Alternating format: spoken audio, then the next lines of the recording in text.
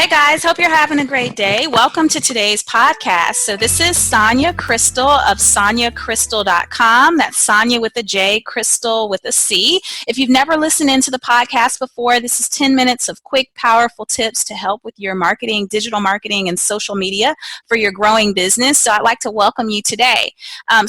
Again, each week we ask a question or answer a question that we've been asked by clients or people contacting us or reaching out on social media. I've got Marika Dye here with me today. Hello. She's on our team at Go Getter Marketing, and she's going to ask one of the latest questions we've had about setting goals. So what do you have, Marika? All right, so I've been hearing about SMART goals for social media. How can I create SMART goals for my social media account? Okay, great question. So when it comes to SMART goals and social media accounts, well, let's first define, because I'm not going to assume everybody knows what a SMART goal is. So SMART is really kind of like a system or goal setting model that people use. It doesn't just apply to social media, it applies to any goal setting people might do. But SMART is an acronym, and it stands for specific, measurable, achievable, realistic, timely. Okay, so that's what a SMART goal is. When you're creating a SMART goal, it basically needs to check each of those boxes. It needs to be a specific goal. So a good example of creating something that's specific is, rather than just saying, we want to increase visits to our website, you need to be specific. Either maybe we want to have 1,000 visitors per month, so it's more specific rather than just saying we want to increase monthly visitors to our website. It also needs to be measurable. So a goal like that, going back to we want to increase our website visits by 1,000 visitors per month, it might need to be measurable. You need to have something that tells you, did you hit that goal or not? In a case like that, it could be Google Analytics, so we know it's measurable. Achievable, is this an achievable as well as realistic? That's the R. Is it an achievable or realistic goal? And is it timely? Is it something that can happen within the next 15 days, 30 days, 90 days? What's the time frame that you're setting around the goals that you're creating? So that's really what creating a SMART goal is all about.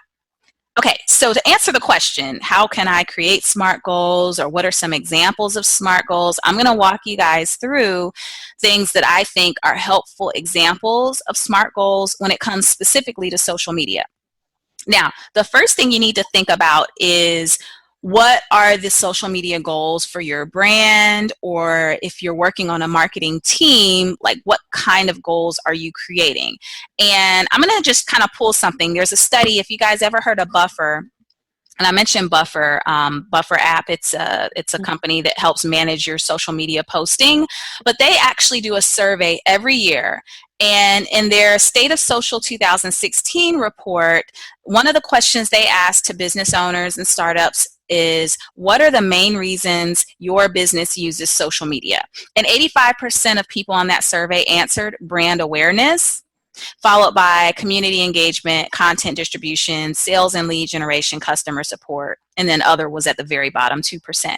So just going off the top three, people mostly use social media to create brand awareness, community engagement, and distribute their content. And when you think about how that ties to goals, if, let's say, your goal is number one, to increase brand awareness, which is pretty important if you're a new business or a business maybe that you've been around, but you're just establishing your social media footprint and you really want to get people to know and who you are and what you do, then increasing brand awareness might be kind of an overall objective. But when you're thinking about the goals and the metrics behind how you're going to measure that, then some of the things you might put as your goal might be, number one, how many followers or fans do I have on my account? And by what percent or what quantity do I want that to grow by? And then for what time period do I want it to grow? So that could be one example. You can also kind of shift into thinking about other things, like what's the reach of your social media post? Every time you post something, how many times do people see it in their feed? And remember, anytime you're using Facebook, Instagram, Twitter, all of those services have their own set of analytics that you can go to, and you can see, and even Facebook, if you're using Facebook just as an example, even on your feed after you post, right below your post, if you're an admin on the account, it tells you how many people saw your post, how many people it reached. So that's a really great way to measure brand awareness. After you kind of set maybe a baseline for, you know that on average your posts reach, let's just say 250 people per post, and you have that baseline, then from there you could probably start thinking about how many more people can we reach, or how do I need to adjust my post to reach even more than 250 people per post. So those are some things to think about if you're measuring brand awareness. If, again, your objective is community engagement, and according to that State of Social survey, 71% of businesses use social media because they want to increase community engagement, then how can you create some goals around that? Well, a great goal when it comes to community engagement might be simply measuring, for example, if you are measuring community engagement on Twitter, maybe you want to pay attention to how often people are mentioning you.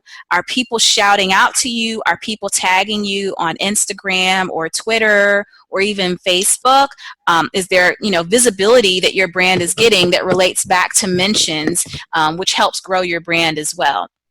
Another way you could measure community engagement might be through shares. Is your content being reshared by other people?